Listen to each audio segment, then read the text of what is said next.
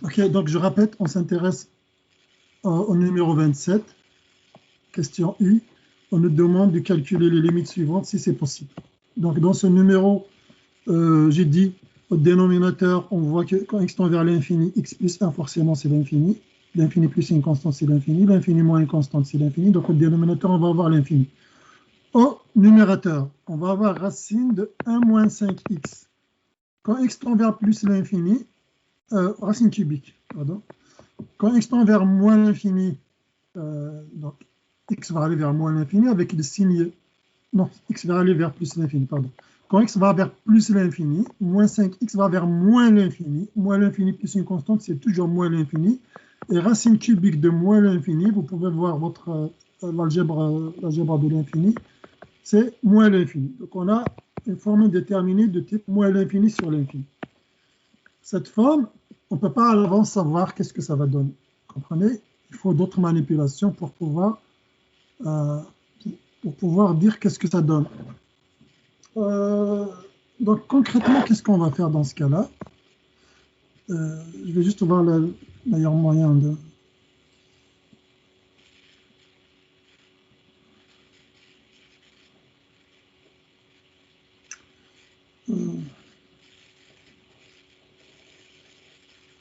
Bon, on va essayer... ici, vous pouvez par exemple développer x plus 1 fois 3x moins 2. Vous pouvez développer ça. C'est correct. Si vous faites ça, vous pouvez dire x plus 1, c'est pas ce que je vais faire moi, 3x moins 2. Donc x par 3x, 3x carré. Ensuite, moins 2 à la fin. Et le nombre 3x fois 3x moins 2x, ça donne plus x moins 2. Donc vous pouvez l'écrire, c'est la limite. Au dénominateur, vous allez voir ça. Et puis le terme dominant, c'est x carré. Vous pouvez faire ça. Très correct. Ce que je vais faire, moi, c'est là, c'est légèrement différent. J'ai une multiplication. Donc je vais extraire un terme dominant dans la première parenthèse, un terme dominant dans la deuxième parenthèse. Je vais avoir la chose suivante. Et au numérateur aussi, on va faire quelque chose après. Entre x et la constante, le terme dominant, c'est x. Donc je peux écrire c'est x fois 1 plus 1 sur x. Ça, en quelque sorte, c'est la première parenthèse qui devient comme ça. La deuxième parenthèse, je vais extraire encore x fois quoi? J'espère que vous savez que ça va donner 3 moins 2 sur x. Vous devez tous savoir ça. Vous pouvez vérifier que ça donne exactement la même chose. Donc là, on peut faire comme ça. Au numérateur, on a quelque chose sous la racine. Donc je vais extraire terme dominant et factorisation avec terme dominant sous la racine. Donc sous la racine, c'est x, le facteur dominant, et non pas la constante. Donc x fois quoi? Fois moins 5, plus 1 sur x. J'espère que tout le monde est d'accord avec ça. Égale la limite, quand x tend vers plus l'infini, de la chose suivante. Vous voyez la racine de deux quantités, racine de AB. C'est racine de A, racine de B. À condition que tout est défini. Racine cubique aussi, c'est pareil. N'importe quelle racine n-ième, dès que les quantités sont définies, on peut les séparer. En gros, je vous dis ça pour vous dire qu'au numérateur, on peut écrire racine cubique de x fois racine cubique de moins 5 plus 1 sur x.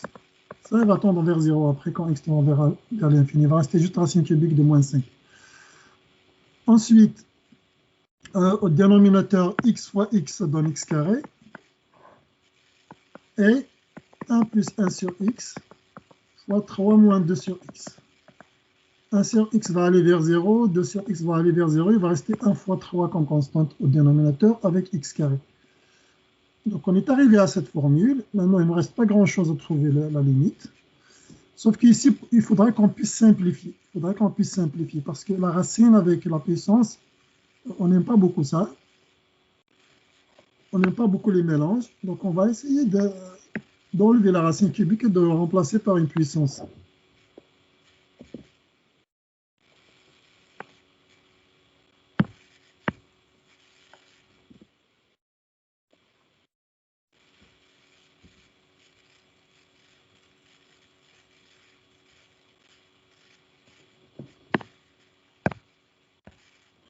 Si je remplace donc par une puissance ici, vous devez savoir que la racine cubique, comment on peut l'écrire racine cubique d'un nombre A avec une puissance?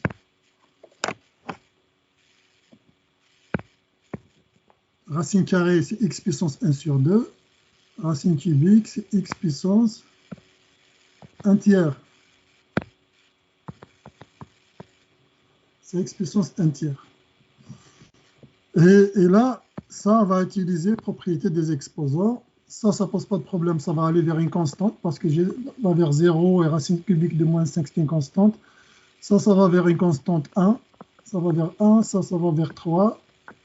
Et le rouge, ça va vers racine cubique de moins 5. Parce que cette quantité va vers 0. Cette quantité à l'intérieur, elle va vers 0. Et celle-là va vers 0. En gros, il faut qu'on simplifie ça. Donc, on va écrire ces limites.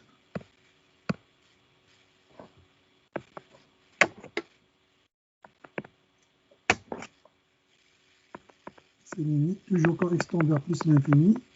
Pour simplifier, ça, je l'ai expliqué la fois passée, je ne vais pas le réexpliquer. x2 moins 1 tiers. Je vais ramener le x en bas, ça va être x2 moins 1 tiers. Je peux réécrire encore ces deux quantités. x3 moins 5 plus 1 sur x. Je ne vais pas les faire tendre tout de suite vers leur limite. 1 sur x fois 3 moins 2 sur x. Maintenant, je vais le faire tendre tout vers la limite quand x tend vers l'infini. 1, on a dit 1 sur x et va vers 0. 1 sur x tend vers 0. Donc, racine cubique de moins 5 plus 1 sur x. Donc, tout le numérateur. Donc, je vais effacer ça.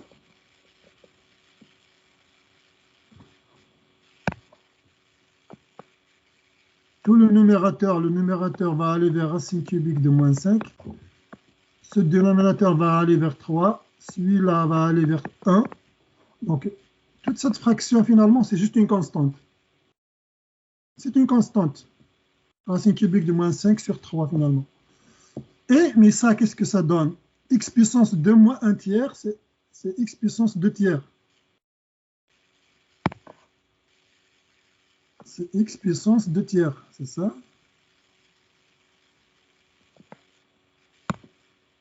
Donc, on va avoir la limite de x puissance 2 tiers quand x tend vers plus l'infini.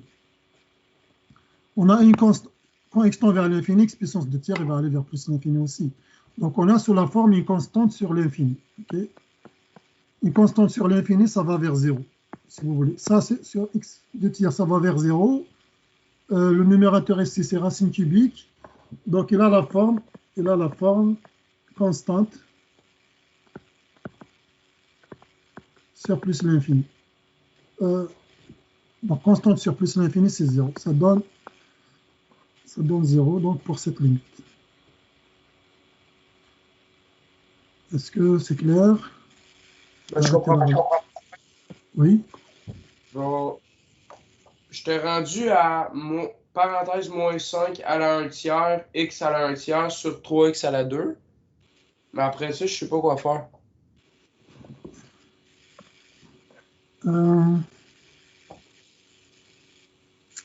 Est-ce que tu étais rendu à cette étape-là, la première ligne?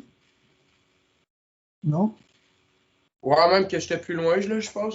J'étais rendu à moins 5 si 1 tiers fois x 1 tiers sur 3x à la 2. 1 fois x 1 tiers. Et le 1 sur x, ça t'a dit que ça tend vers 0, c'est ça?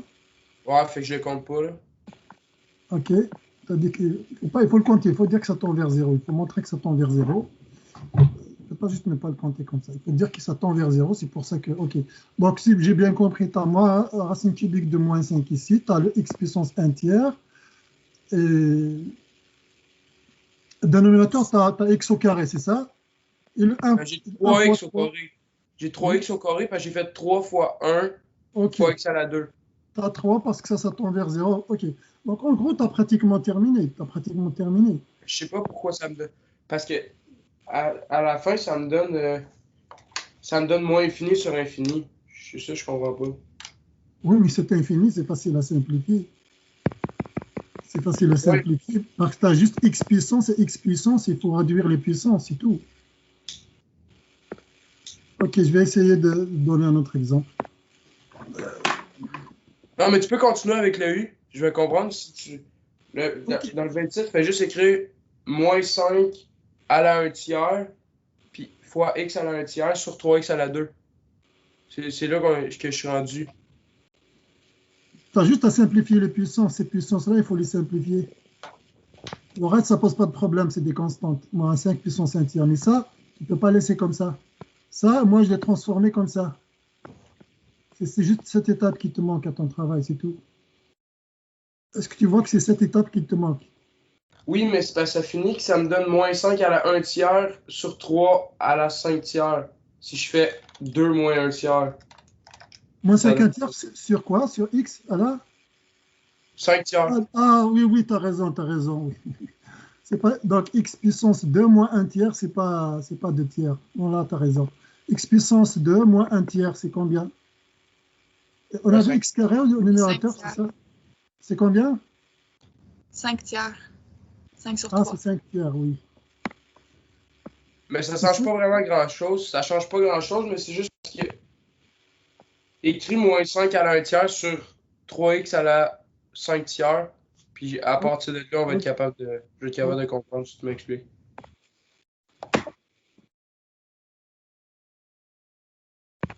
Donc, tu as dit, effectivement, moi j'ai écrit racine cubique de moins 5, mais c'est la même chose que moins 5 puissance 1 tiers, effectivement. Donc, toi, tu as écrit la limite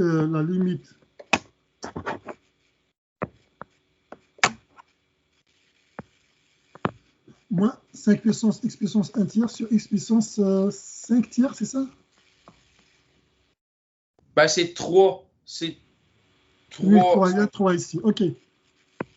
Bon, là, je suis rendu là. Je comprends, je sais pas quoi faire. Ça, c'est une constante. Tu es d'accord? Est-ce que tu es d'accord que ça, c'est une constante? Ouais. Je sais pas, là. Je sais pas trop. Je sais même pas c'est quoi une constante. Tu peux-tu répéter c'est quoi une constante, là? Une constante? Ouais, ben, ça doit être le mot que je me rappelle. 5, 8, 10, 19,3, puis Ok, c'est chill, ouais. 39 sur 2, 18 sur 3. En fait, une constante, c'est une variable. Une constante, c'est une valeur fixe, un nombre réel. Ok. Il ne change pas de valeur. Ça, c'est juste une constante, quelque chose de constant, une constante. Une constante sur l'infini, quand x tend vers plus l'infini. Quand x tend vers plus l'infini, x puissance 5 sur 3, ça tend aussi vers plus l'infini. OK? Ça tend aussi vers plus l'infini, parce que j'ai une puissance